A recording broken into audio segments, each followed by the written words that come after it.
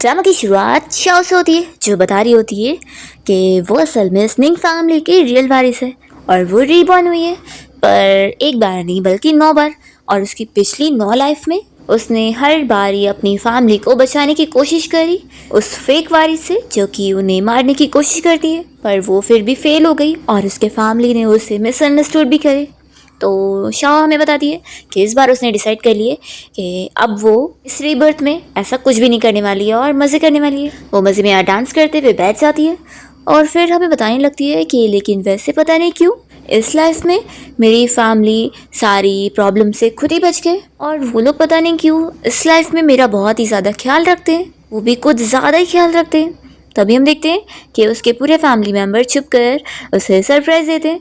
यहाँ पर उसके डैड उसे बताने लगते हैं कि मैंने तुम्हारे लिए प्राइवेट एरोप्लेन खरीदा हूँ और साथ ही तुम्हारे लिए एक आइलैंड भी, तो क्या तुम डैडी के साथ उस प्लेन में बैठकर आइलैंड पर चलना चाहोगी वैकेशन के लिए। तभी उसकी मॉम उसके डैड को साइड करती है और कहने लगती है कि तुम मेरे साथ क्यों ना आर्ट एग्जीबिशन के लिए चलो, तो मैंने टिकट भी ले ली, तुम्हारे फेवरेट मास्टर का सोलो शो होने वाला है। तभी शाह के ग्रैंड डॉस कहने लगते हैं कि तुम मेरे साथ कंपनी चलो, कंपनी का जो नया प्रोजेक्ट है क्वांटम इंजन, मैं वो तुम्हें दिखाना चाहता हूँ, तो तुम्हें मज़ा आएगी। तभी ग्रैंड माँ कहती है कि शाह को ये सब पसंद नहीं आएगा। वो उसे अपनी ज्वेलरीज दिखाने लगती है कि ये उन्होंने उसके हिसाब से कस्टमाइज़ करवाई है, जो कि उसे बहुत पसंद आएगा। तभी फिर शाह का बड़ा भाई हान आ जाता है और वो कहने लगता है कि शाह को ये सारी पुराने ज़माने की चीज़ें पसंद नहीं आएगी। वो कहता है कि तुम्हें अपनी फेमस एक्ट्रेस से मिलना होगा ना, तो तुम मेरे साथ सेट पर चलो, मैं उसके साथ ही नया शूट करने वाला हूँ, तो तुम उससे मिल पाओगी। तभी शाह का छोटा भाई ली कहने लगता है कि ये आप लोग के साथ नहीं मेरे साथ जाएगी, क्योंकि मेरी स्टूडियो ने एक नया गेम डेवलप करी है और शाह तो मेरे साथ चल के उसे टेस्ट करना चाहोगी ना। शाह इन सभी से परेशान हो जाती है और सोचती है कि गॉड, मैं 9 बार रीबॉर्न हुई हूँ और मेरी पूरी 9 लाइफ में मेरी फैमिली बैंकक्रप्ट हो जाती है। हम देखते हैं कि शाह के पूरे फैमिली मेम्बर्स को उसकी मन की बातें सुनाई दे रही होती है। शाह सोच रही होती है, शाह इसका रीज़न भी सोच रही होती है कि हर बार वो लोग बैंकक्रप्ट इसलिए होते थे क्योंकि उनकी रिच फैमिली इतना शो ऑफ करती थी कि जो विलेंस लोग हैं वो उनसे अट्रैक्ट हो जाते थे और उन लोगों के खिलाफ प्लानिंग करते थे। यहाँ वो अपने डैड के बारे में सोचती है कि सच में वो प्राइवेट एरोप्लेन में बैठकर कितना ज़्यादा शो ऑफ करना चाहते हैं। ऐसे चलते रहा तो ये लोग फिर से जल्दी बैंकक्रप्ट हो जाएंगे, तो क्यों ना मैं पैकअप करके ऑर्फनेज में रहने चली जाऊँ। तभी ये सुनकर उसके सारे फैमिली मेम्बर्स कहने लगते हैं कि नहीं नहीं ऐसा मत करना, तो वो तो समझ नहीं पाती कि ये लोग क्या बोल रहे हैं। तभी ग्रैंडपा सोचते हैं कि वैसे शाह की बात में तो पॉइंट है। ग्रैंडमा भी फिर यहाँ कहने लगती है कि तुम लोग क्या ये सब एरोप्लेन इंजन और एक्ट्रेस कर रहे हो, थोड़ा लो प्रोफाइल में भी तो रहा करो, इतनी अमीरी शो ऑफ करना अच्छी बात नहीं है। तो ये सुनकर शाह मन में सोचती है कि चलो ग्रैंडमा तो कम से कम सेंसिबल है। तभी फिर इतने में असिस्टेंट आया होता है और वो इन लोग को एक पार्टी का इनविटेशन दे रहा होता है। तो पार्टी का नाम सुनकर शाह याद करने लगती है कि कैसे जब भी वो पार्टी में जाती है तो वो सारे लोगों की सेंटर ऑफ अटेंशन बन जाती है, क्योंकि आखिर वो इतनी रिच फैमिली निंग फैमिली की वारिस है, तो वो सभी उसके पीछे ही पड़ जाते हैं उसको अटेंशन देने में, जिससे फिर वो काफ़ी परेशान हो गई है। वो सोचती है कि अगर ऐसी वो पार्टी में जाती रहेगी तो लो प्रोफाइल में कैसे रहेगी। तो वो सोचती है कि मुझे कोई तरीका ढूंढना होगा इसे अवॉइड करने का। फिर उसे आइडिया आ जाता है और वो अपनी पूरी फैमिली को बताती है कि मैंने स्कूल जाने का सोच लिया। तो ये सुनकर सभी शॉक हो जाते हैं। तो शॉक कहती है कि आप लोगों ने बिल्कुल सही सुना है, मैं इस रिच लाइफ वाली दुनिया में नहीं घुसना चाहती हूँ और एक इंसान होने की ड्यूटी निभाना चाहती हूँ, तो इसलिए अब मैं अपनी आइडेंटिटी को छुपा कर स्कूल जाऊँगी और वहाँ पर एक ऑर्डिनरी एक्सीलेंट स्टूडेंट की तरह रहूँगी और अच्छे से पढ़ाई करूँगी और आप में से कोई भी मेरी आइडेंटिटी को रिवील नहीं करेगा। ऐसा वो उनको स्ट्रिक्टली समझा देती है और कहती है कि क्योंकि मुझे एक नॉर्मल स्टूडेंट की तरह हैप्पी और सिंपल रहना है। फिर इसके बाद शाह के मॉम डैड उसे स्कूल तक ले आते हैं, तो वो फिर यहाँ बहुत खुश होती है और वो अपने डैड से कहने लगती है कि आज से आप अपने ऑफिस में भी जाओगे तो बहुत ज़्यादा लो प्रोफाइल रहोगे। तो उसके डैड पूछते हैं कि तुम बताओ कि मुझे कैसे लो प्रोफाइल रहना होगा। तो वो कह देती है कि पहला नंबर तो ये कि आप जब ऑफिस जाओगे तो बिल्कुल भी अपनी लग्जरी कार में बैठ के नहीं जाओगे। आपको क्या ऐसा लगता है कि आप लग्जरी कार में नहीं बैठोगे तो लोगों को पता नहीं चलेगा कि आप रिचेस्ट मैन हैं? देखो अगली बार आप लग्जरी कार में नहीं बैठेंगे, नहीं तो फिर ये ज़्यादा शो ही होता है। और दूसरा, जब आप लंच करने जाओगे तो आप पूरा रेस्टोरेंट नहीं बुक करोगे। ऐसे लोग पता है आपके बारे में क्या सोचते हैं कि आपके पास दिमाग की कमी है। ये सुनकर शाह की मॉम भी हंसने लग जाती है। फिर डैड पूछते हैं कि फिर क्या मुझे नॉर्मल एम्प्लॉय की तरह बिहेव करना है। तो शाह कहती है कि हाँ, आपको नॉर्मल एम्प्लॉय की तरह लिफ्ट में जाना है उनके साथ ही और लंच बॉक्स में खाना खाना है और आप जितना लो प्रोफाइल हो सको उतना रहना है। अगर कोई एम्प्लॉय आपको डांटे भी ना तो आपको सह के लेना है, क्योंकि आप फिर जितना ही ज़्यादा लो प्रोफाइल रहेंगे उतनी ही स्कूल में मुझे रिस्पेक्ट मिलेगी। नहीं तो आपकी शोबाजी की वजह से स्कूल में सभी को पता लग जाएगा कि मैं इतनी रिच हूँ। तो फिर शॉ की मॉम उसके डैड से कहने लगती है कि तुम अपनी बेटी से थोड़े सोशल स्किल सीख लो जो कि तुम्हें बिल्कुल नहीं आते। शॉ कहती है कि मॉम आपके लिए भी ऐसी है, आपको भी लो प्रोफाइल में रहना है। आप जब शॉपिंग करने जाया करो तो पूरा स्टोर मत बुक किया करो। आप जितने सारे बैग्स खरीदती है ना उतने एक म्यूजियम खोलने लायक हो जाते हैं। तो अगर अब आपने और बैग्स खरीदी तो मैं उन्हें डोनेट कर दूंगी। तो फिर उसकी मॉम मान जाती है कि ठीक है जैसा तुम बोलो। फिर शॉ के डैड उससे पूछते हैं कि बताओ तुम स्कूल में क्या करने वाली हो फिर। तो शॉ कहती है कि मैं तो ऑफ कोर्स बहुत ही मेहनत से पढ़ाई करूंगी और अपने पेरेंट्स को बिल्कुल भी लेट डाउन नहीं होने दूंगी। और आप दोनों को आज अच्छे से लो प्रोफाइल में रहने का काम करना है, वो भी बहुत ही मेहनत से। तो उसके मॉम डैड मान जाते हैं कि वो लोग अब मिशन पर लग गए। दूसरी ओर हम शॉ के डैड के सेक्रेटरी को देखते हैं जो कि अपनी बेटी को यहाँ स्कूल लेकर आए होते हैं और वो उसे समझाने लगते हैं कि वो जब स्कूल में जाए ना तो वो निंग फैमिली की वारिस बनने का प्रिटेंड करे, क्योंकि उन्होंने पता करे कि स्कूल में सिर्फ निंग फैमिली की जो वारिस है उसी लड़की को ही एक्सचेंज स्टूडेंट की पोजीशन मिलने वाली है। इसलिए अगर तुम उसके नाम पे प्रिटेंड करोगी तो तुम्हें ये पोजीशन मिल जाएगी। तो यून कहती है कि डैड लेकिन ऐसा करना सही नहीं रहेगा ना। तो फिर उसके डैड उसे समझाते हैं कि वैसे तो मैं निंग फैमिली की जो रियल वारिस है उस लड़की से मिला नहीं हूँ, लेकिन मुझे पता है कि यंग मिस बहुत ज़्यादा अच्छी है और वो इस बात से बिल्कुल भी माइंड नहीं करेगी और प्रेसिडेंट को भी इस बात से कोई प्रॉब्लम नहीं होगी। तो तुम आराम से उसकी जगह लेने का प्रिटेंड कर सकती हो। देखो अगर तुम्हें एक्सचेंज स्टूडेंट की पोजीशन मिलेगी तभी तुम अब्रॉड जाकर अपनी मम्मी से मिल पाओगे और हमारे पास इसके अलावा कोई और ऑप्शन नहीं है। यून मान जाती है। तो फिर उसके डैड कहते हैं कि ये हुई ना बात, चलो अब जल्दी स्कूल चलते हैं। यहाँ पर शाओ तो बहुत ही खुश होते हुए चल रही होती है और बस यही सोच रही होती है कि फाइनली अब उसके शांति भरे दिन शुरू हो गए, जहाँ आप कोई भी उसे निंग फैमिली की वारिस होने पर वो रिच वाली अटेंशन नहीं देगा। अभी इतने में स्कूल के बाहर 2 कार्स आके रुकती है और उन दोनों कार में से 2 स्टूडेंट बाहर आते हैं जो कि वो लोग भी बहुत ज़्यादा अमीर है। एक तो टॉप डिज़ाइनर की बेटी है, उसका नाम जीयू है, और दूसरा स्कूल के डायरेक्टर का बेटा चेन है। यहाँ पर सारी बच्चे उसे देख रहे होते हैं और फिर जैसे ही दोनों आते हैं तो शाओ उन लोग को हेलो करने लगती है। तो फिर वो लोग भी उससे अपना नाम बताते हैं और ये सभी यहाँ मिल रहे होते हैं। इतने में बहुत ही महंगी कार रुकती है जो कि रोल्स रॉयस है। उसे देखकर सारे स्टूडेंट यहाँ बातें करने लगते हैं कि लगता है निंग फैमिली की वारिस आ गई है। तो शाओ जैसी ये सुनती है तो उसे लगता है कि वो सभी उससे मिलने आ रहे हैं।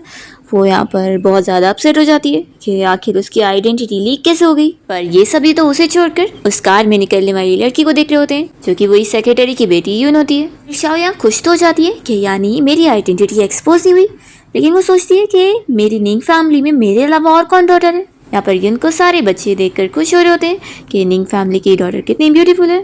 तभी यहाँ पर शाओ भी उसे देखती है तो सोचती है कि ये तो मेरे डैड की सेक्रेटरी की बेटी यून है। फिर वो तुरंत ही सामने आकर उसे पूछ रही होती है कि क्या तुम निंग फैमिली की डॉटर हो। तो यून कहती है कि ऑफ कोर्स मैं हूँ। तो शाओ कहती है कि क्या तुमने मुझे नहीं पहचानी। तो यून कहती है कि तुम कौन हो, मैं तुम्हें क्यों पहचानूंगी। तो ये सुनकर तो शाओ बहुत ज़्यादा खुश हो जाती है, क्या रे वाह ये तो मुझे जानती ही नहीं है। तभी यून की बात है जीयू और चैन दोनों को ही सुनाई देती है और वो लोग शॉक हो जाते हैं कि यहाँ पर तो कोई बोल नहीं रहा है, तो किसकी आवाज़ आई। वो लोग यून से कहते हैं कि क्या तुमने कुछ बोली। तो वो कहती है कि मैंने तो कुछ भी नहीं बोली।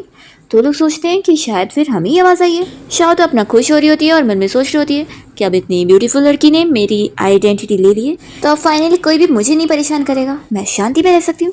तभी शाओ की आवाज़ सुनकर यहाँ पर चैन और जीयू को पता लग जाता है कि उन दोनों को ही इसकी मन की बात सुनाई दे रही है और वो कह रही है कि यून ने उसकी आइडेंटिटी ली हुई है, तो क्या फिर यून फेक निंग फैमिली की डॉटर होने का नाटक कर रही है। तो शेन कहता है कि फिर इसका ये मतलब हुआ कि शाओ असल में निंग फैमिली की डॉटर है। जीयू कहती है कि लेकिन ऐसा कैसे हो सकता है, हमने खुद देखे थे ना कि प्रेसिडेंट ने उनको यहाँ अपनी कार से स्कूल भी छोड़ने आए थे। तो फिर फ्लैशबैक में हमें दिखाते हैं कि असल में सेक्रेटरी ने इस बारे में शाओ के डैड से बात कर लिया था कि वो उनकी कार में यहाँ पर अपनी बेटी को स्कूल लेकर आना चाहता है। तो वो इस बात से बिल्कुल माइंड नहीं करते और अच्छे से अपना कार में बैठकर चले जाते हैं और यून खुश हो जाती है कि डैड का प्लान काम कर गया। सभी बिलीव कर रहे हैं कि मैं निंग फैमिली की डॉटर हूँ। चैन और जीयू आपस में डिस्कस करने लगते हैं कि लेकिन हमें तो शाओ की मन की बातें सुनाई दे रही है ना, और वो मन में आखिर ऐसा खुद को झूठ क्यों बोलेगी कि वो आखिर निंग फैमिली की डॉटर है। जीयू कहती है कि हमें क्या पता वो बस अपना अकेले में ही हेलुसिनेशन देख रही है। फिर शाओ इस कार को देखते हुए सोचने लगती है कि क्या ये उसकी फैमिली की कार होगी, क्योंकि ये बिल्कुल वैसी दिख रही है। अभी इतने में यूनो से कहने लगती है कि तुम आखिर मेरी कार को ऐसे क्यों देखी जा रही हो। शाओ सोचती है कि अगर ये सच में उसकी फैमिली वाली कार होगी तो इसके अंदर वॉइस वाला ही सिस्टम होगा कार को स्टार्ट करने का। तो चैन और जियो जो कि इसकी मन की बातें सुन रहे होते हैं, तो चैन कहने लगता है कि हाँ, इस कार को स्टार्ट करने के लिए वॉइस वाला फंक्शन था, तो मुझे हमेशा से वो देखना था कि वो कैसा सिस्टम है। वो दोनों आपस में डिस्कस करते हैं कि चलो यून को कहते हैं कि वो हमें कार स्टार्ट करके दिखाए, हम भी तो देखें। फिर वो लोग यून को इस बारे में पूछने लग जाते हैं कि क्या तुम कार का वॉइस प्रिंट सिस्टम हमें करके दिखाओगी। तो वो पूछती है कि ये कौन सा सिस्टम है। तो वो लोग बताते हैं कि कार के ओनर को ये पावर मिलती है कि वो अपनी वॉइस से कार को स्टार्ट कर सकता है, विंडो भी खोल सकता है और इंजन भी, और ये सिर्फ ओनर की वॉइस पे ही वर्क करता है। क्या तुम्हें इस बारे में नहीं पता। तो यून तो चुप रह जाती है।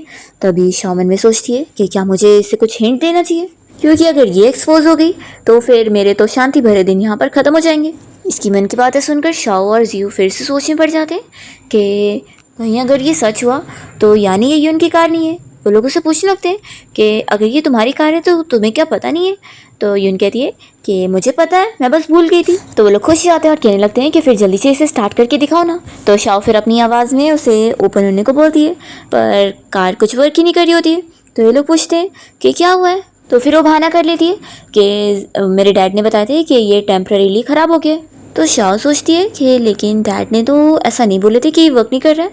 फिर वो जाकर कार के सामने लगा एम्बलम देख रही होती है, जो कि उसे फेक लग रहा होता है कि ये रियल कार जैसे है ही नहीं। वो जैसे उसे पकड़ती है तो वो उसके हाथ में आ जाता है। तो ये देख कर तो चैन और जियो भी समझ जाते हैं कि शाओ बिल्कुल सही कह रही थी, ये तो फेक कार है। वो लोग सोचते हैं कि फिर यानी क्या सच में यून निंग फैमिली की डॉटर नहीं है बल्कि ये है। अभी शाओ उस एम्बलम को वापस लगा देती है और सोचती है कि कहीं इन लोग को पता तो नहीं लग जाएगा कि ये कार फेक है और कहीं मेरी आइडेंटिटी एक्सपोज ना हो गई हो। अगर ऐसी बात है तो फिर मैं तो डैड को बोलकर इसे एक रियल वाली कार दिलवा दूंगी, फिर एक्सपोज होने से सब बच जाएगा। दूसरी ओर हम देखते हैं शाओ के डैड को, जिन्हें छींक आ रही होती है। तो वो उसकी मम से कहने लगते हैं कि पक्का मेरी बेटी मुझे याद कर रही होगी। फिर हम देखते हैं कि सेक्रेटरी बाहर आकर उस एम्बलम को निकाल कर शाओ से कहने लगता है कि तुम इसे कैसे तोड़ सकती हो। शाओ सोचती है कि ये तो मेरे डैड के सेक्रेटरी है ना। वो शाओ को डांटने लगते हैं कि बच्ची तुम ऐसे कैसे ही तोड़ सकती हो। तो शाओ खुश हो जाती है कि अरे वाह, इन्होंने तो मुझे पहचाना ही नहीं है, फिर तो मेरी आइडेंटिटी एक्सपोज होगी ही नहीं। इसकी बातें सुनकर चैन और जियो फिर से आपस में डिस्कस करने लगते हैं कि ये तो हमें कंफ्यूजन में डाल रही है कि आखिर अब इन दोनों में से रियल वाली निंग फैमिली की डॉटर कौन है। जियो कहती है कि शायद यून हमसे झूठ ना बोल रही हो। तभी उनके डैड शाओ से कहने लग जाते हैं कि तुम आखिर किसकी बेटी हो, तुम्हें पता नहीं है कि तुमने ये जो चीज़ तोड़ी हो उसके तुम्हें पेमेंट करनी पड़ेगी। शाओ कुछ नहीं बोल रही होती है। तो यून कहती है कि तुम्हें सुनाई नहीं दे रहा, मेरे डैड तुमसे कुछ पूछ रहे हैं। फिर वो जल्दी से सेंटेंस चेंज करती है कि मतलब सेक्रेटरी अंकल पूछ रहे हैं। तो शाओ फिर कहती है कि तुम्हारे डैड ने क्या पूछे, मैंने नहीं सुनी। तो वो कहती है कि तुम क्या बकवास कर रही हो, मैंने थोड़ी ना बोली कि ये मेरे डैड है, ये तो मेरे डैड की सेक्रेटरी है। मेरे डैड तो अब्रॉड में और वो कितने मिलियन की बिजनेस डील फाइनल करने गए। शाओ मन में सोचती है कि सिर्फ कुछ मिलियंस नहीं बल्कि कितने $100 मिलियन की। तो यहाँ पर चैन और जियो फिर आपस में चुपके से डिस्कस करते हैं कि तुम्हें क्या जानना है इस बारे में कि इन दोनों में से असली वाली कौन सी है। मेरे पास एक तरीका है पता लगाने का। फिर चैन यून से कहता है कि अगर तुम सच कह रही हो कि ये तुम्हारे डैड नहीं है, सेक्रेटरी है, तो क्या तुम इन्हें मार के दिखा सकती हो। वो लोग कहते हैं कि इसमें कौन सी बड़ी बात है अगर तुम इन्हें मार दोगी तो यहाँ पर यून तो डरी होती है कि वो अपने डैड को कैसे मार सकती है। और यहाँ पर ये इसका डैड सोचता है कि अब तो यहाँ पर बात आ गई है कि उसकी आइडेंटिटी एक्सपोज हो जाएगी अगर वो उसे मारेगी नहीं तो। इसलिए वो ये उनका हाथ पकड़ के खुद को थप्पड़ लगवा देते हैं और इन लोग को ये दिखाने लगते हैं कि मैं बस सेक्रेटरी हूँ और ये मेरे बॉस की बेटी है, तो आप लोग इसे मेरी बेटी कैसे बोल सकते हैं। फिर यून इन लोग से कहती है कि अब तो तुम लोग को यकीन आ गया होगा ना। तो चैन और जियो भी यकीन कर लेते हैं। शाह खुश हो जाती है कि चलो अच्छी बात है। वो इन लोगों से कहती है कि आज क्लास का फर्स्ट डे, तो क्या तुम सभी को भी लेट होना है। वो जल्दी से फिर यहाँ से भागती है क्लास के लिए, तो सभी भी जाते हैं। फिर लोग जब क्लास में आते हैं तो सबकी सीट ऑलरेडी पहले से अरेंज होती है और सबका नाम भी लिखा होता है कि कौन कहाँ बैठेगा। तो शाओ और यून की सीट तो एक ही डेस्क पर होती है और ये लोग यहाँ पे डेस्कमेट बन जाते हैं। तो ये देखकर इन लोग को भी शौक लगता है और चैन तो खुश होने लग जाता है कि वैसे तो पता नहीं है कि दोनों में से असली कौन है, लेकिन मज़ा बहुत आएगा ये पता करने में। शाओ यहाँ पर खुश होने लगती है कि अच्छी बात है कि ये लड़की मेरे बाजू में बैठ रही है, फिर मैं इसे एक्सपोज होने से बचा सकती हूँ। यून डरी होती है कि इसकी वजह से पहले मेरी आइडेंटिटी एक्सपोज होने वाली थी और अब ये लड़की इतना पास मेरे बैठेगी तो फिर तो कहीं मैं सच में एक्सपोज ना हो जाऊँ। शाह फिर उसे अच्छे से कहती है कि आप हम लोग डेस्क मेट है, तो तुम्हें कुछ भी प्रॉब्लम रहेगी तो मुझे बताना, मैं हेल्प करूँगी। तो यून कहती है कि थैंक यू और अपसेट होके बैठ जाती है। फिर जियो यहाँ पर शाओ से उसकी फैमिली के बारे में कुछ क्वेश्चन करने जा रही होती है। तो शाओ जल्दी से उसकी नेकलेस की तारीफ़ करने लगती है कि उसका नेकलेस कितना ब्यूटीफुल है। तो जियो कहती है कि ये मेरी मॉम ने बनाई है। तभी ये देखते हुए यून कहती है कि जियो अभी तो तुम कह रही थी कि तुम मेरी बेस्ट फ्रेंड हो और अब तुम यहाँ क्लास में आते के साथ ही शाओ से इतनी सारी बातें कर रही हो। तो जियो कहती है कि हम तीनों भी तो साथ मिलकर बेस्ट फ्रेंड बन सकते हैं ना। तभी शाओ मन में खुश हो जाती है और जियो की तारीफ़ करती है कि ये कितनी ज़्यादा क्यूट और अच्छी भी है। तो जियो उसकी बात सुनकर खुश होती है कि वो अपने मन में मेरी तारीफ़ कर रही है। तभी शाओ अपने बैग में से पेंसिल बॉक्स निकालती है और सोचती है कि ये पूरा पिंक कलर का है, ज़रूर ग्रैंडपा ने मेरे लिए रखे होंगे। उसे पिंक कलर अच्छा नहीं लग रहा होता है, पर यहाँ पर जियो तो जल्दी से उस बॉक्स को लेकर कहने लगती है कि वो तो लिमिटेड एडिशन वाली चीज़ है जो कि इतनी महंगी थी कि उसकी डिज़ाइनर मॉम भी उसे लेकर नहीं आ पाई थी और ये पूरी कंट्री में एक ही थी। तो उसे तो निंग फैमिली के ग्रैंडपा ने खरीद लिए थे अपनी ग्रैंड डॉटर को देने के लिए। तो शाओ ये सुनकर शॉक होती है और जल्दी से फिर बाहर निकलने लगती है कि अरे मेरे ग्रैंडपा ने इसे स्ट्रीट स्टॉल में से खरीदे और ये बहुत ही सस्ता है। तो जियो कहती है कि नहीं, मेरी नज़रें गलत नहीं हो सकती है, मैंने इसे फैशन वीक में देखी हूँ और ये मुझे पूरा रियल दिख रहा है। फिर इतने में उस बॉक्स में फेस रिकॉग्निशन का सिस्टम चालू हो जाता है। तो जियो कहने लगती है कि ये तो बिल्कुल किसी के लिए कस्टम मेड बनाया गया है। तो शाओ जल्दी से इस बॉक्स को लेकर यून को दे देती है और कहती है कि मुझसे गलती हो गई, ये तो असल में इसका है। यून शॉक होती है कि मेरा? तो शाओ कहती है कि तुम ही तो निंग फैमिली की डॉटर हो ना, तो ये तुम्हारी हुआ। तो वो कहती है कि फिर तो बात सही है। तभी इतने में उसमें फिर से फेस रिकॉग्निशन सिस्टम चालू होता है और रिजेक्ट कर देता है कि ये किसी स्ट्रेंजर का फेस है। और फिर उसका रोबोट खुद ही आवाज़ करने लग जाता है कि डिफेंस मोड, मुझे कोई बचाओ, ये मेरी ओनर नहीं है। फिर सारे बच्चे शॉक होकर देखते रह जाते हैं कि ये क्या चल रहा है। दूसरी ओर हम देखते हैं शाओ के ग्रैंडपा और ग्रैंडमा को, जो कि यहाँ पर अलार्म की आवाज़ सुनने लगते हैं, जिसमें उन्हें पता लग जाता है कि शाओ फिर तो कोई प्रॉब्लम में पड़ गई है कि पेंसिल बॉक्स को किसी ने चुरा लिया है। तो ग्रैंडमा तुरंत ही कहने लगती है कि यानी मेरी ग्रैंड डॉटर को स्कूल में बुली किया जा रहा है, फिर तो बाहर नहीं गई आइडेंटिटी छुपाना, कोई उसे परेशान कर रहा है, मैं ये सह नहीं सकती हूँ, मैं जा रही हूँ उसे बचाने के लिए। तो ग्रैंडपा उनके पीछे जाते हैं कि तुम इतनी जल्दी हाइपर मत हो। फिर यहाँ स्कूल में हम देखते हैं कि शाओ उस पेंसिल बॉक्स को जैसी हाथ में लेती है तो वो उसका फेस रिकॉग्नाइज कर लेता है और फिर लॉक खोल देता है। तो ये देखकर सभी लोग शॉक होते हैं और चैन भी कहने लगता है कि अगर ये पेंसिल बॉक्स यून का है तो ये शाओ का फेस देखने पर कैसे खुल गया है, ये तो निंग फैमिली की डॉटर के लिए था ना। तो शाओ मन में सोचती है कि मुझे जल्दी से कुछ बहाना बनाना होगा। क्यून भी डर जाती है कि अब तो इतनी बड़ी प्रॉब्लम हो गई है तो अब मेरा सीक्रेट तो रिवील हो जाएगा। तभी शाओ जल्दी से बहाने बनाकर कहती है कि ये कस्टम मेड है तो क्या हुआ, इसमें बस थोड़ा सा ग्लिच आ गया तो कोई बड़ी प्रॉब्लम नहीं है। वो यून से कहती है कि मैं सही कह रही हूँ ना।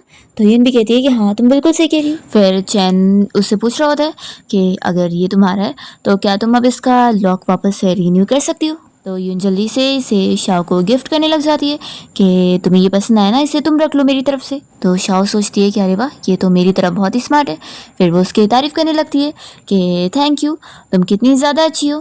फिर यहाँ यून भी खुद खुश हो जाती है कि सीक्रेट यहाँ रिवील होते होते बच गया।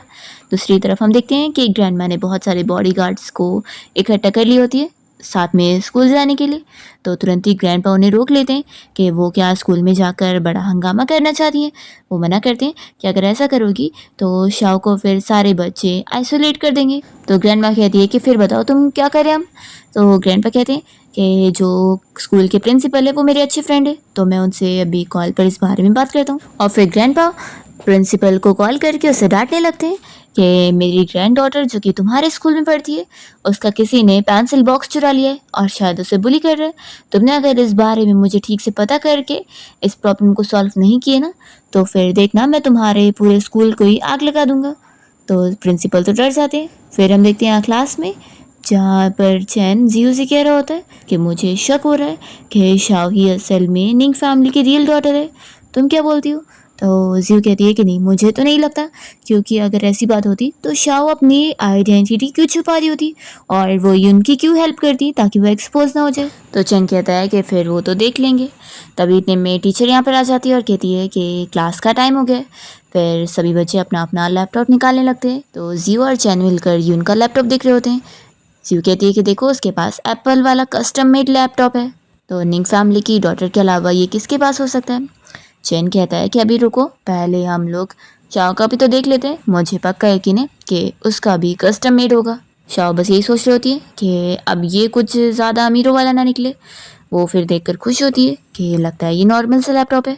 फिर वो खोल कर यूज़ करने लगती है तो चैन उसे ही देख रहा होता है और वो जियो को बताने लगता है कि उसका लैपटॉप कितना ज़्यादा खास है और पक्का वही निंग फैमिली की डॉटर है। तो भी जियो तो यकीन नहीं कर रही होती है।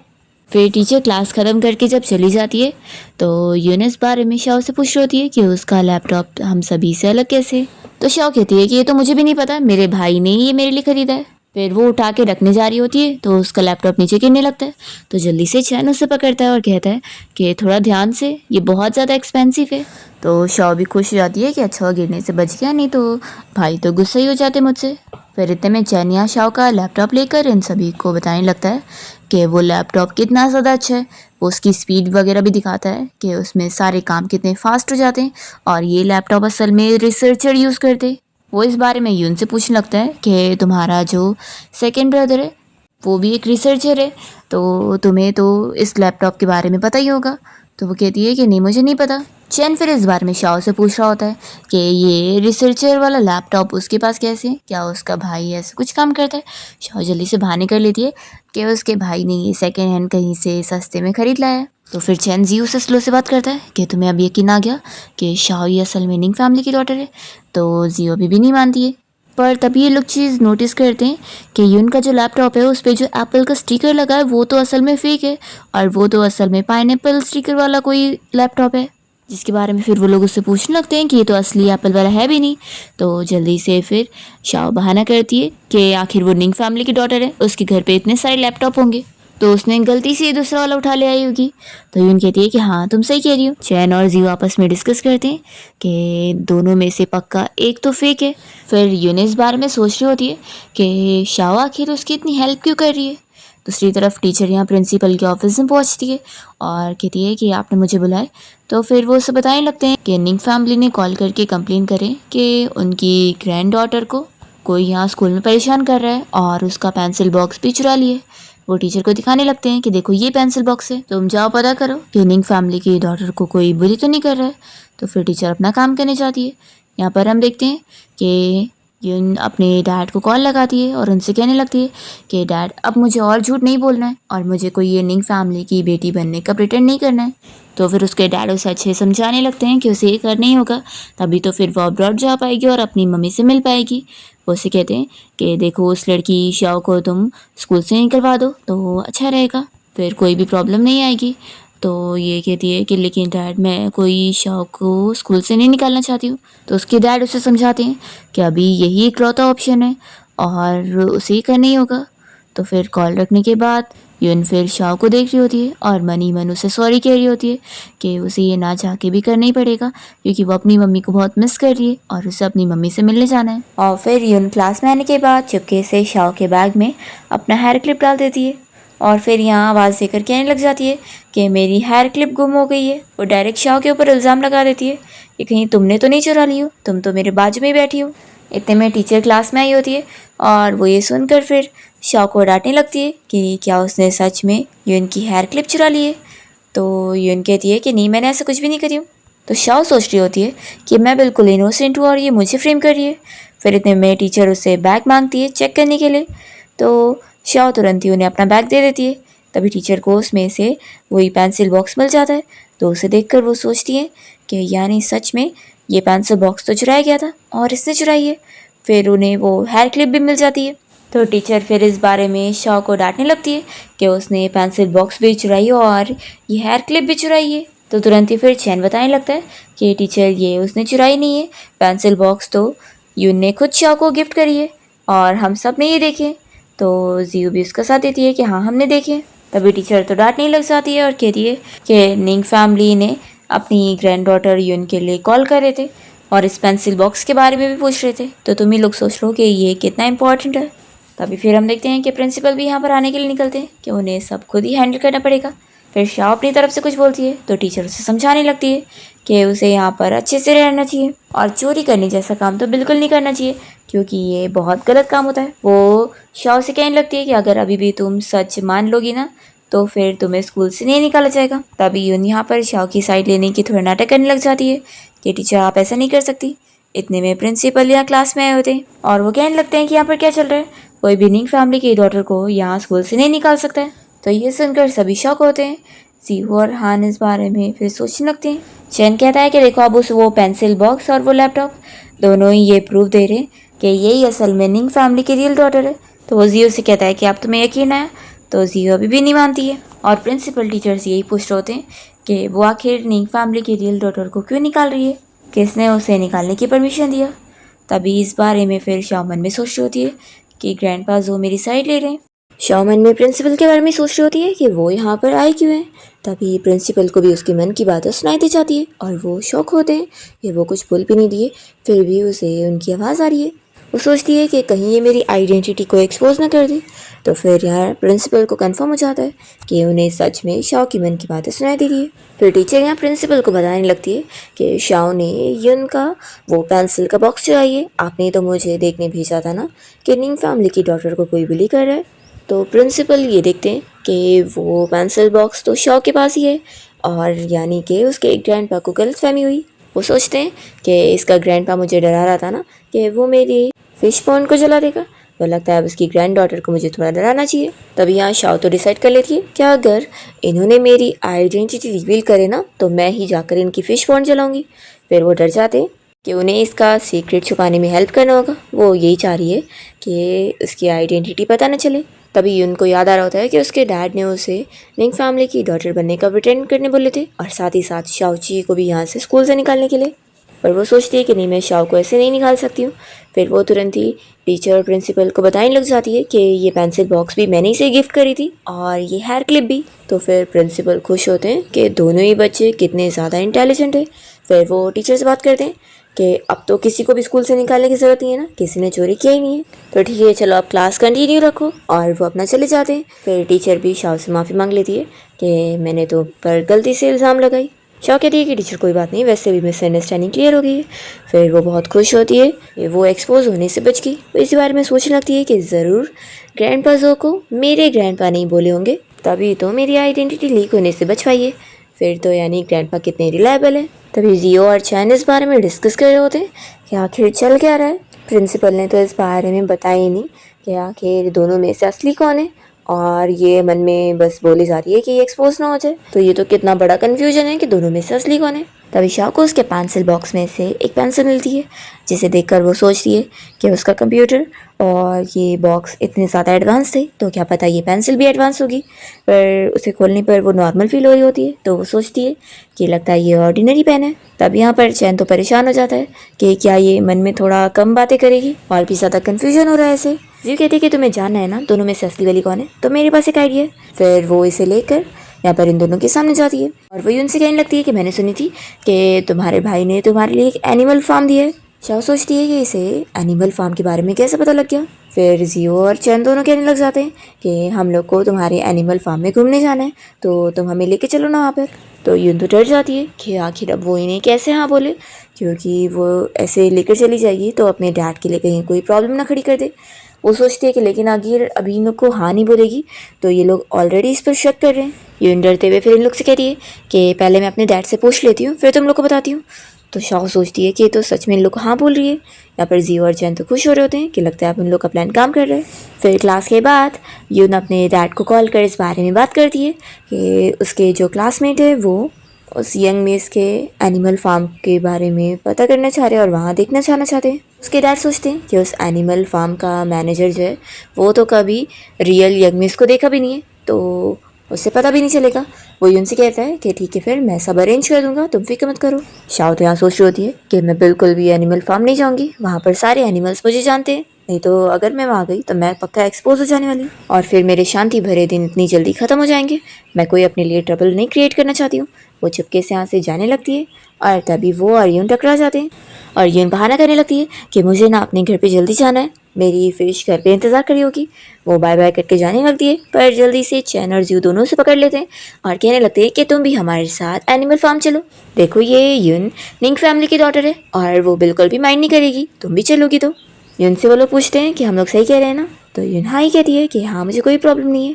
वो लोग ज़बरदस्ती यहाँ शाओ को लेके जा रहे होते हैं और मन में बस यही सोच रहे होते हैं कि अब बस वो लोग पता लगा के रहेंगे। फिर दूसरी तरफ यून का डैड यहाँ पर उस एनिमल फार्म में बात कर लेता है कि यंग मिस अपनी कुछ फ्रेंड्स के साथ आने वाली है। तो वो लोग फिर अरेंजमेंट वगैरह कर देते हैं। फिर लोग जब एनिमल फार्म के अंदर आ जाते हैं तो सोचते हैं कि ये तो जू के जितना बड़ा है, तभी तो आखिर ये इतने रिच फैमिली की डॉटर है। तभी यहाँ पर शाओ तो यही डर रही होती है कि मैं बस एक बार यहाँ पर आई हूँ, लेकिन कहीं कोई मुझे पहचान ना ले। तो जियो इसकी मन की बात सुनकर सोच रही होती है कि यहाँ पर आई है और हमें कह रही है कि ये निंग फैमिली की डॉटर नहीं है। फिर इतने में यून को उसके डैड का मैसेज आता है कि तुम अभी अपने सारे फ्रेंड्स को थोड़ा वॉक करने का बहाना लो, मैं जब तक आता हूँ फिर मैं तुम लोग को अंदर लेके चलूँगा। तो फिर ये लुक्स कहती है कि चलो पहले मैं तुम लोग को यहाँ पे वॉक करा देती हूँ। तो शाओ खुश हो जाती है और मन में सोचती है कि मैं फिर चुपके से यहाँ से वॉशरूम जाने का बहाना करके अपने घर निकल लूँगी। जियो यहाँ मन में सोच रही होती है कि इतनी आसानी से नहीं, आज हम लोग पता करके रहेंगे कि निंग फैमिली की रियल डॉटर तुम दोनों में से कौन है। वो फिर जल्दी से शाओ का हाथ पकड़ती है और कहती है कि हमें वेट करने की जरूरत नहीं है, डायरेक्ट हम अंदर चलते हैं। फिर लोग अंदर आ जाते हैं और मैनेजर जैसे यहाँ पर शाओ को देख लेता है तो फिर वो यहाँ पर उसका अच्छे से वेलकम कराता है। तो यहाँ पर यून तो खुश हो जाती है, उसे लग रहा होता है कि उसके डैड ने सारी अरेंजमेंट पहले से ही कर दी है। वो फिर मैनेजर से कहने लगती है कि ये सारे मेरे फ्रेंड्स हैं, हमें साथ में अंदर लेके चलो। तो मैनेजर शॉक हो रहा होता है कि ये क्यों उसे ऑर्डर दे रही है। वो फिर शाओ के पास आकर उससे बात करने लगता है। तो शाओ से इशारा कर रही होती है कि वो यहाँ उससे बातें ना करे और इन लोग को डायरेक्ट अंदर ले ले। फिर उसकी इशारों की थोड़ी बहुत बातें वो समझ जाता है और इन लोग को अंदर ले लेता है। फिर जियो और चैन आपस में इसमें डिस्कस करते हैं कि मैनेजर यून से नहीं बल्कि शाओ से आके बात कर रहा था।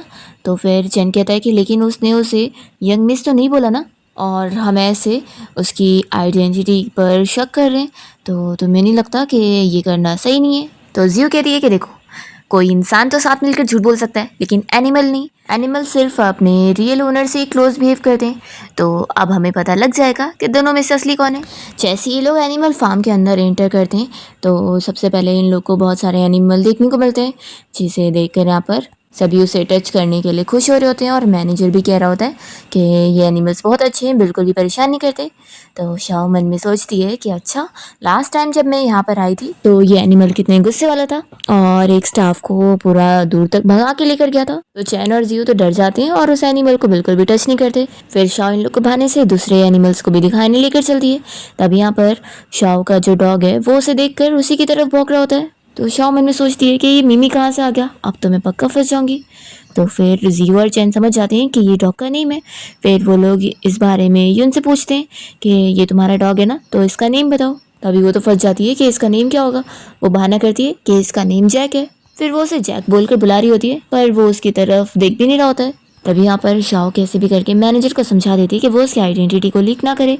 तो फिर मैनेजर यहाँ पर इन लोग से बताता है कि इसका नाम जैक ही है और ये असल में थोड़ा सा डीप हो गया ना, तो इसलिए ये कंफ्यूज हो जाता है। तो इस तरीके से फिर शाओ की यहाँ पर आइडेंटिटी रिवील होने से बच जाती है। फिर यहाँ पर शाओ बहाने करती है कि मुझे बहुत ज़्यादा भूख लगी है।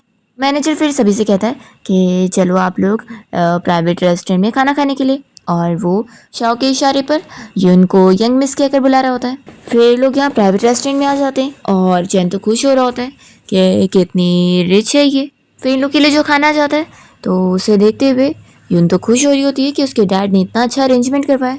वो सोचती है कि डैड तो इतने ज़्यादा काम किए, तो मॉम हमेशा ऐसा क्यों कहती थी कि डैड कोई काम के नहीं है। फिर वो यहाँ पर एक खाने की डिश को चेंज करवाने के लिए ऑर्डर देती है।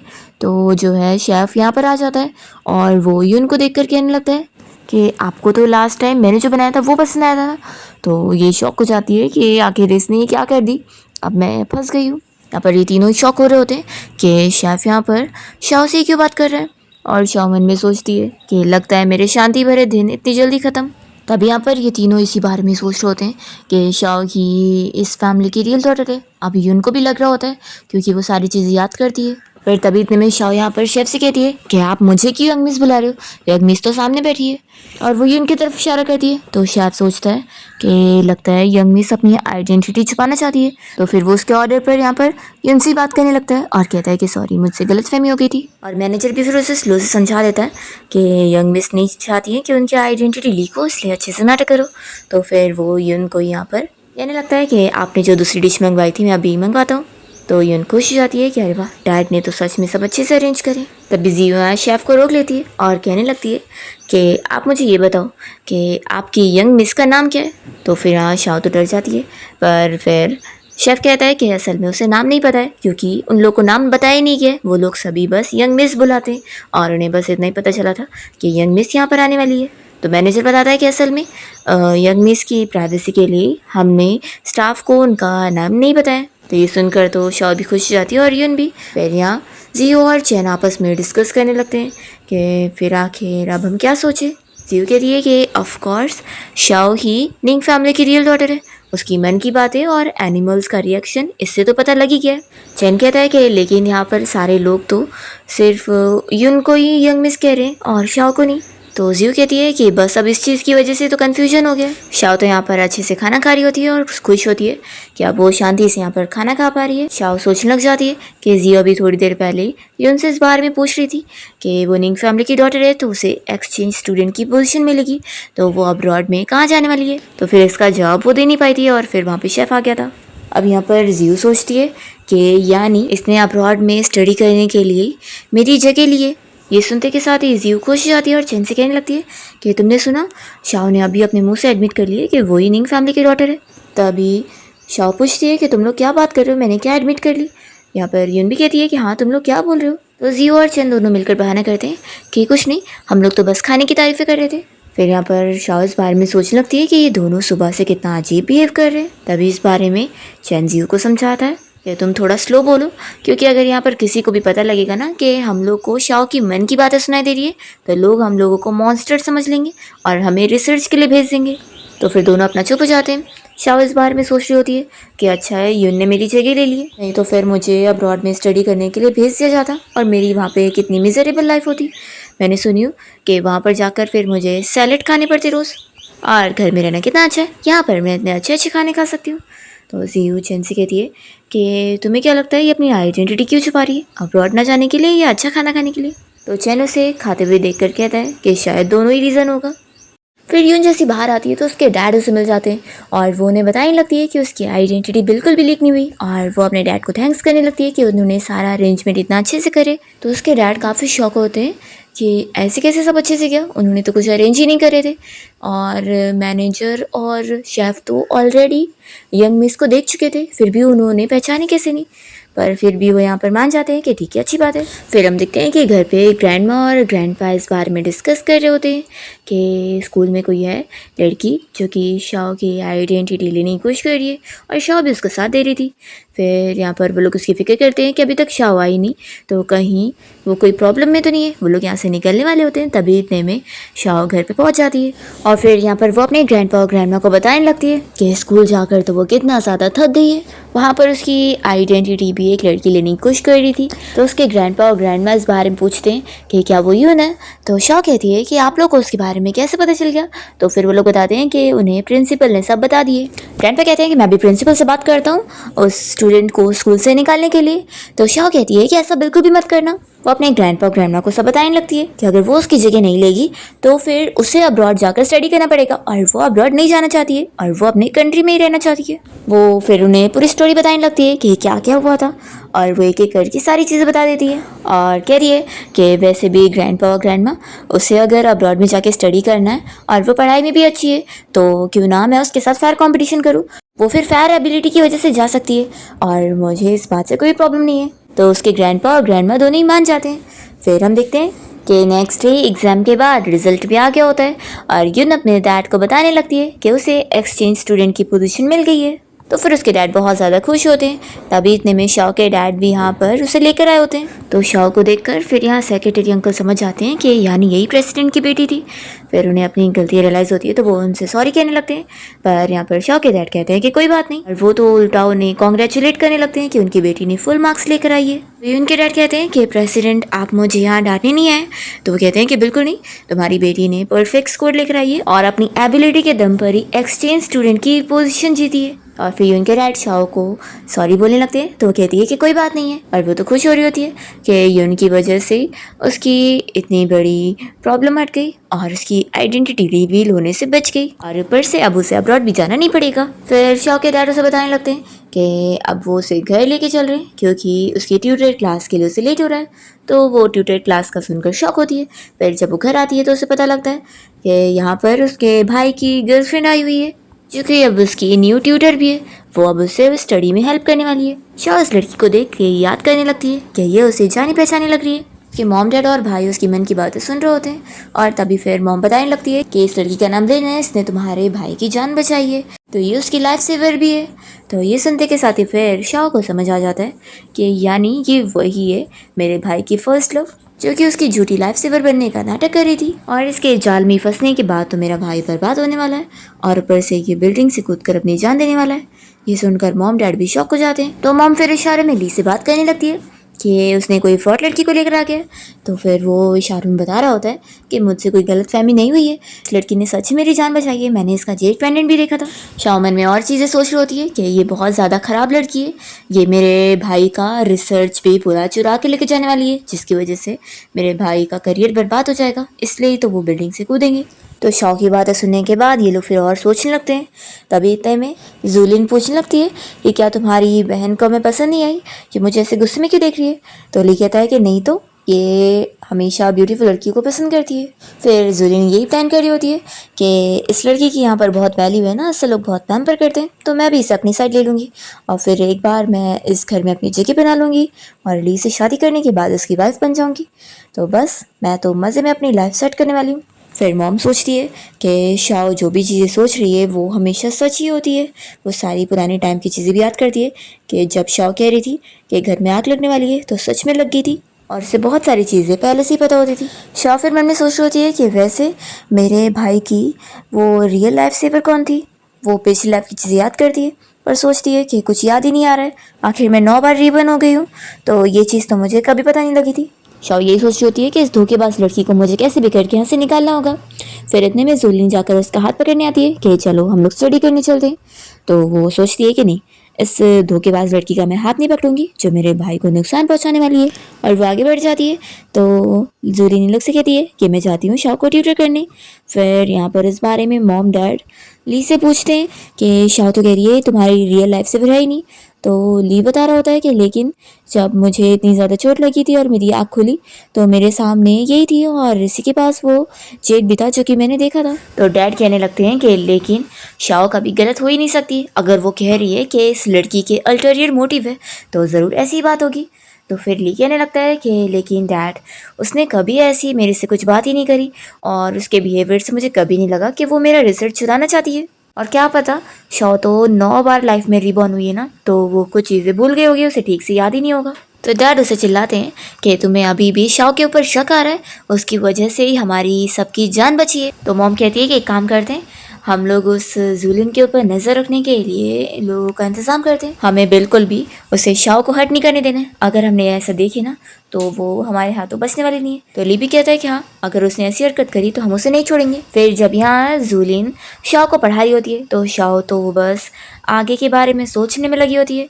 तब ये सोचती है कि ये पढ़ती नहीं है, बस सपने देखती रहती है। फिर वो उसे टेस्ट सॉल्व करने देती है तो शाओ तो तुरंत ही पूरा पेपर सॉल्व कर देती है, वो भी बिल्कुल राइट आंसर लिखकर।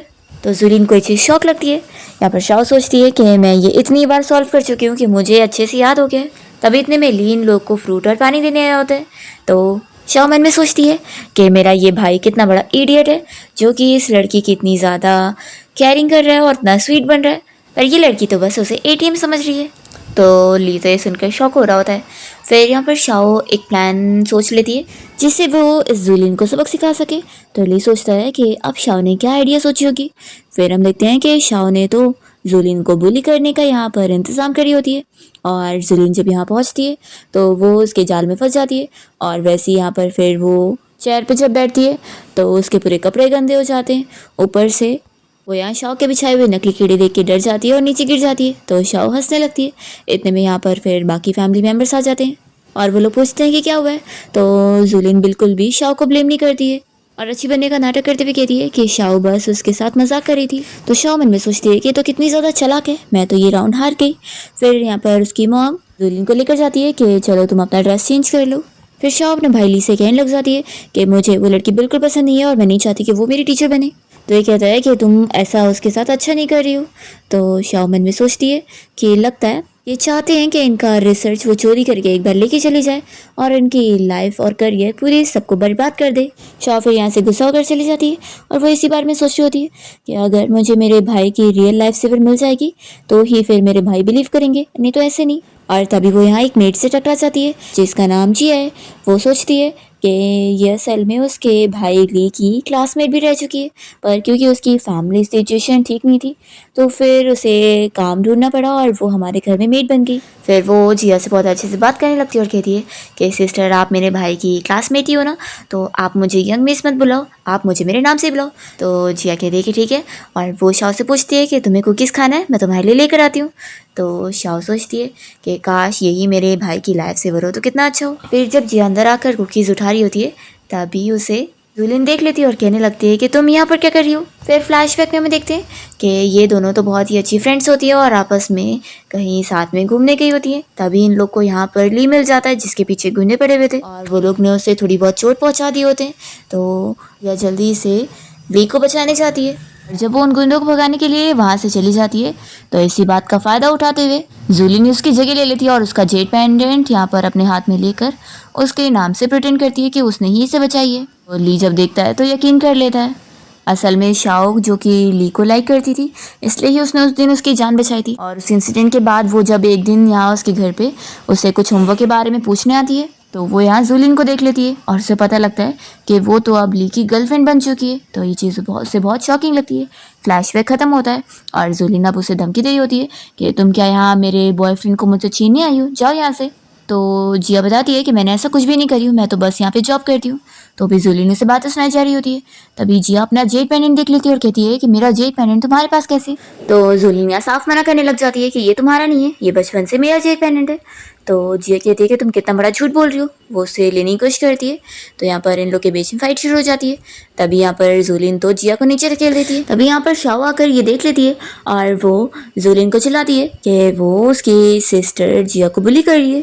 तभी फिर इतने में यहाँ पर शाओ का भाई ली भी आ जाता है और वो यहाँ पर जूलिन के बदले में जिया से माफ़ी मांगता है। तो फिर जिया यहाँ से चली जाती है और वो अपसेट होकर जब रो रही होती है तो वहाँ पर उसके पास शाओ आती है और कहने लगती है कि मेरा भाई बहुत बड़ा इडियट है, उसे बस रिसर्च करने के अलावा कुछ भी नहीं आता है, तो आप उसकी बातों की वजह से गुस्सा मत होना। तो जिया उसे कहती है कि तुमने मेरा मुँह ठीक कर दी और वो उसे थैंक यू बोलती है। फिर रात में हम देखते हैं कि जूलिन ने शाओ के भाई ली को फंसाने के लिए यहाँ पर रूम में उसके साथ नाइट स्पेंड करने का प्लान करी होती है और साथ ही वो यहाँ पर जिया को यहाँ पर आकर ऑर्डर देती है कि तुम जाओ मेरे लिए ड्रिंक लेकर आओ और 2 ग्लास भी। तो फिर उसे ऑर्डर सुनने पड़ते हैं, लेकिन फिर यहाँ से जिया डिसाइड कर लेती है कि अब वो यहाँ की जॉब छोड़ देगी। फिर हम देखते हैं कि शाओ जो कि रात में चुपके से केक खाने गई होती है वो जूलिन को यहाँ उसके भाई के रूम में जाते हुए देख लेती है और वो फिर इस बारे में सोचने लगती है कि वो करना क्या चाहती है मेरे भाई के साथ। तभी इतने में ली यहाँ पर आया होता है और उसे भी फिर ये सब पता लग जाता है कि वो लड़की मेरे बॉडी के पीछे पड़ी हुई है। वो बिल्कुल भी फिर रूम में नहीं जाता है। फिर जूलिन अपने रूम में उसे सेड्यूस करने के लिए इंतज़ार करती रह जाती है, पर वो तो यहाँ लिविंग रूम में बैठा बैठा सो जाता है। मॉर्निंग में जब जिया उसे ऐसे देखती है तो उसे ब्लैंकेट से कवर करने जाती है और तभी इतने में वो जाग जाता है। तो दोनों एक दूसरे को ऐसे नज़दीक से देखते रह जाते हैं। इतने में घर पे डैड आए होते हैं और वो इन लोग को ऐसे देखकर जल्दी से दूसरी तरफ फेस करते हैं और कहते हैं कि मैंने कुछ भी नहीं देखा। और तभी फिर वो बहुत ही एम्बैरेसिंगली नीचे गिर जाते हैं। फिर ये अपने डैड को आवाज़ देता है और जिया यहाँ से चली जाती है। फिर डैड इस बारे में इससे पूछते हैं कि वो यहाँ पर क्यों सो रहा है। तो फिर वो सब बताता है कि रात में कैसे जूलिन उसे सेड्यूस करने के लिए किस तरीके से ड्रेसअप होकर उसके रूम में चली गई थी, तो उसके पास ऑप्शन नहीं बचा। तो फिर डैड कहते हैं कि तुम ही नहीं तो उस लड़की को यहाँ पर लेकर आए हो ना, देखा शाओ ने बोली थी कि वो चालाक लड़की है, तुम्हारा रिसर्च प्लान चुराने आई है और ऑफ कोर्स वो तुम्हारी अब वाइफ बनने का प्लान कर रही है। तो ये कह रहा होता है कि डैड मुझे वो नहीं चाहिए, मुझे उससे बचना है। तो डैड कहते हैं कि अब तुम ही उससे निपटो, देखो तो यहाँ पर आ भी गई है। वो इन लोग को छोड़कर चले जाते हैं और फिर जूलिन जैसे ही ली के और क्लोज आ रही होती है तो वो तो दूर हो रहा होता है। दूसरी तरफ जिया शाओ की स्टडी में हेल्प कर रही होती है और तभी वो मन में ली और अपने बारे में सोचने लग जाती है। फिर वो शाओ से पूछती है कि वैसे उसका भाई आखिर जूलिन से कब मिला था और वो लोग डेट कैसे करने लग गए। तो फिर ये सब बताती है कि भाई ने बताया है कि पार्किंग लॉट में उन्होंने मेरे भाई की जान बचाई है और उन्होंने जब होश में आया था तो उनका जेट पेंडेंट दिखा था, तभी उन्हें पता लगा था कि वही उनकी लाइफ सेवर है। तभी दोनों डेट करने लग गए। तो जिया कहती है कि उस जेट पेंडेंट की वजह से। तभी यहाँ पर शाओ समझ जाती है और वो पूछती है कि कहीं वो जेट पेंडेंट आपका तो नहीं है। तो जिया कहती है कि तुम्हें कैसे पता लग गया। फिर यहाँ शाओ तो बहुत ज़्यादा खुश जाती है और कहती है कि आप फिक्र मत करो, मेरे भाई की असली फर्स्ट लव तो आप होनी चाहिए, वो नहीं। वो कहती है रुको मैं अभी जाकर सबको बताती हूँ। तो जिया कहती है कि उसकी बात पर ऐसे कोई बिलीव नहीं करेगा। तो यहाँ पर फिर शाओ को एक आइडिया प्लान करना पड़ता है, जिसके बाद फिर वो एक सेटअप करती है जहाँ पर जूली ने इससे खुद लड़ लेती है और वो शाओ के मुंह पर जब ऐसी ऐसी बातें सुनाने लगती है कि उसने कैसे उसकी जगह ली है और अब वो यहाँ से कहीं नहीं जाने वाली है और इस रिच फैमिली की वाइफ बनने वाली है। तो ये सारी चीज़ें शाओ के मॉम डैड और उसका भाई सब सुन रहे होते हैं और फिर वो इन लोग के सामने पहुंच जाते हैं कि उन लोगों ने उसकी सारी बातें सुन ली और वो लोग फिर यहाँ से जूलिन को निकाल देते हैं। और फिर यहाँ पर जिया से सॉरी कहने आता है कि उसने उसे पहचाना नहीं था और गलती से उसकी आइडेंटिटी किसी और लड़की को दे दिया था। वो उसे कहता है कि तुम्हारा जो जेड पेंडेंट टूट गया था मैंने उसे ठीक करवा लिया हूँ। वो उसे दिखाने लगता है तो जिया खुश हो जाती है कि उसकी मॉम का जेड पेंडेंट उसने ठीक कर दिया। वो जल्दी से उसे हक कर लेती है तो फिर ली भी खुश होकर उसे हक करता है। चाओ ये सब देखकर खुश होती है कि फाइनली मेरे भाई की स्वीट एंडिंग हो चुकी है और मेरी फैमिली भी सेव हो गई है। तभी यहाँ शॉ की बहन की बात है अब जिया को भी सुनाई दे रही होती है तो वो शॉक होती है कि मुझे किसकी आवाज़ आई। असल में जिया की मन की बातें उन्हीं लोग को ही सुनाई देती है जो कि जिया के बारे में अच्छा सोचते हैं। और फिर इसी के साथ इस ड्रामा की हैप्पी एंडिंग हो जाती है।